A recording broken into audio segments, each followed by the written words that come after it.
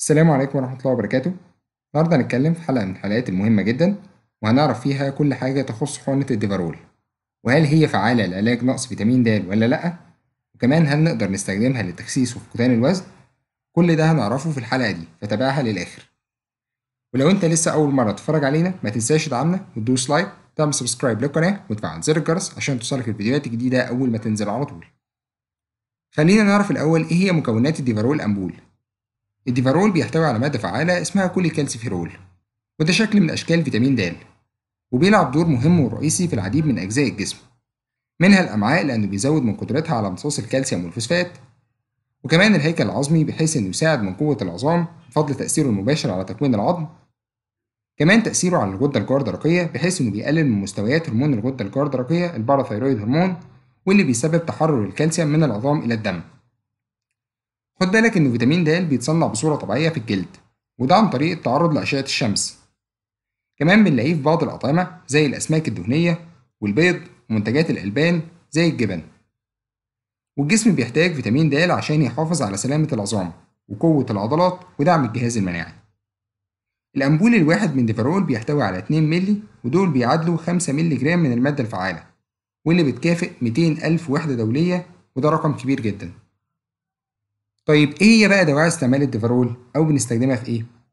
حقن الديفارول بنستعملها في حالات الوقاية أو العلاج من نقص فيتامين د، زي مثلا في حالات الأطفال حديثي الولادة، كمان في حالات الرضاعة أو الحمل خصوصا في الثيرد ترايمستر أو آخر 3 شهور من الحمل، كمان عند كبار السن واللي بيعانوا من نقص فيتامين د، برضه الأطفال والمراهقين اللي ما بيتعرضوش للشمس بصورة كافية، والأشخاص اللي بيستخدموا مضادات التشنجات زي مادة الفينيتاين، كمان الناس اللي بتستعمل الكورتيكوستيرويدز أو الكورتيزون لفترات طويلة، وبرضه مرضى قصور الكبد، ومرضى الجهاز الهضمي زي حالات سوء الامتصاص المعوي، وبرضه مرضى السل والجذام، والناس اللي عندها الهايبر بيجمنتيشن أو الجلد عالي التصبغ، واللي بينتج من تناول أغذية غير متوازنة. طيب إيه هي الأعراض الجانبية لحقن الديفارول أو إيه هي أضرارها؟ في العادة الديفارول لو استعملت بصورة صح فالجرعات الطبيعية عمرها ما هتعمل أضرار، لكن لو اتاخدت بجرعات عالية وقتها ممكن تسبب آثار جانبية، منها التعب والصداع وفقدان الشهية وفقدان الوزن والغثيان والقيء ومشاكل في النمو وكثرة التبول وشدة العطش والجفاف وتكون حصوات بالكلى وفشل كلوي.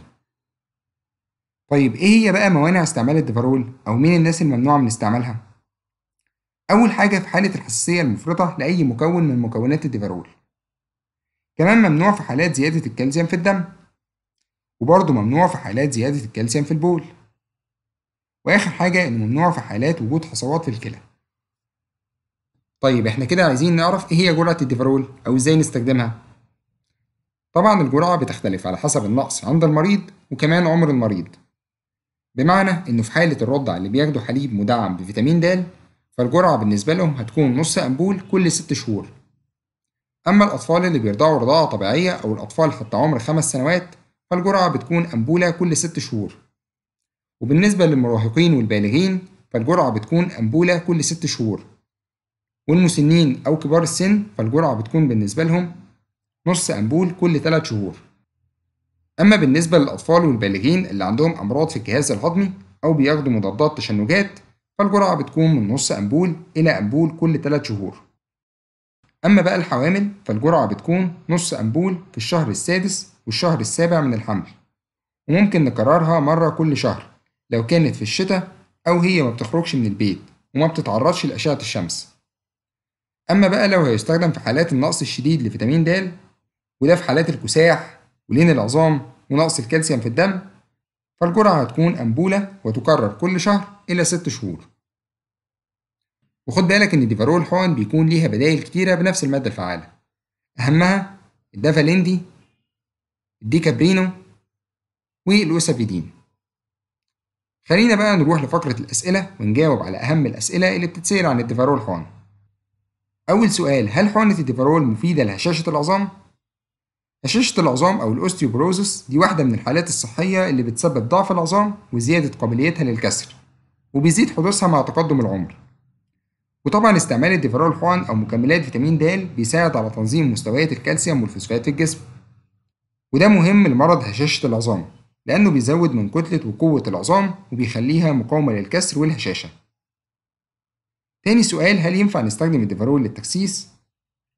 والإجابة إن بعض الأدلة بتشير إلى إن مكملات فيتامين د بتعزز من فقدان الوزن وبتقلل من دهون الجسم، لكن الدراسات تعتبر متضاربة، لأن بعضها قال إنه بيسبب خسارة في الوزن وبعضها قال العكس وإنه بيزود الوزن. عشان كده الدواء ده لا يستعمل في الأساس لغرض إنقاص الوزن، إنما بنستخدمه لعلاج نقص فيتامين د بس. تالت سؤال، هل حقن الديفارول مفيدة لعلاج الكساح؟ والإجابة هنا إن الكساح أو الريكتس هي حالة بتأثر على نمو وتطور العظام عند الأطفال، بحيث إنها بتسبب آلام العظام وتأخر النمو وسهولة التعرض للكسور، وده بيؤدي إلى تشوه العظام. وللعلم الأطفال بيصابوا بالكساح، إنما الكبار بيصابوا بحاجة شبهها اسمها لين العظام أو الأوستيوماليشيا، وسبب الكساح هو نقص الكالسيوم وفيتامين د. عشان كده في الحالات دي لازم نستعمل فيتامين د والمكملات اللي بتحتوي على الكالسيوم عشان نقوي العظام ونحمي الطفل من الإصابة بالكساح. رابع سؤال، هل في تدخلات دوائية لحقن الديفارول؟ والإجابة هنا إن يعتبر مفيش تدخلات واضحة، لكن خد بالك إنه لما تستخدم الديفارول فممنوع تستعمل معاها مكملات بتحتوي على فيتامين د، وده عشان تتجنب زيادة الجرعة عن الحد المسموح. كمان خد بالك ما تاخدش مكملات كتيرة بتحتوي على الكالسيوم، وده عشان ما يسببش زيادة في مستويات الكالسيوم في الجسم. خامس سؤال، هل حقن الديفارول مؤلمة؟ والإجابة هنا إن الديفارول لو اتاخدت في الموضع الصحيح ما بتسببش أي ألم، لكن الطبيعي إنك تحس ببعض الألم أو الحرقان بعد استعمالها. سادس سؤال، هل يمكن استعمال الديفارول عن طريق الفم؟ والإجابة هنا إن الدواء ده في الأساس اتعمل عشان يتاخد في العضل، لكن بعض الأطباء ممكن يوصفوه عن طريق الفم في بعض الحالات، لكن طبعا الحقن بتكون أفضل. سابع سؤال، هل حقنة الديفارول بتسبب حساسية؟ والإجابة هنا إن الديفارول في الطبيعي ما بيسببش حساسية، لكن هو زي أي دواء ممكن يظهر عند بعض المرضى حساسية تجاهه، ولكن خد بالك وحاول تفرق بين الحساسية المهددة للحياة واللي بتشمل احمرار، حكة، تورم اللسان وصعوبة في التنفس، وبين الألم الطبيعي اللي بيكون في مكان الحقنة بس. الأولانية طبعا هي اللي خطر، وقتها ممنوع تستخدم حقن الديفارول. تامن سؤال، إيه هي أضرار حقن الديفارول؟ زي ما ذكرنا في الأول الآثار الجانبية بتظهر بس في حالة استعماله بجرعات عالية، واللي هتسبب أضرار منها ارتفاع مستوى الكالسيوم في الدم والبول، فقدان الشهية والوزن، الشعور بالوهن والتعب، شدة العطش مع كثرة التبول، التأثير سلبا على الكلى. آخر سؤال، هل الديفارول حقن آمنة في الحمل والرضاعة؟ والإجابة هنا إن الديفارول ينفع يستخدم في الحمل والرضاعة، وده بشكل طبيعي جدا، بس لازم قبلها تستشير الطبيب المعالج عشان يحدد الأنسب للحالة. وبكده نكون عرضنا كل ما يخص حقن الديفارول وجاوبنا على أهم الأسئلة اللي بتتسأل عنها. ولو حابب إنك تشارك في اختيار الحلقة الجديدة تقدر تقول لنا تحت في التعليقات على أهم المواضيع اللي أنت حابب نعمل عنها. لو استفدت من الحلقة ما تنساش تعمل شير ليها، لأن ده بيساهم في نشر الحلقة لأكبر عدد من الناس. في النهاية سبحانك اللهم وبحمدك أشهد أن لا إله إلا أنت أستغفرك وأتوب إليك، والسلام عليكم.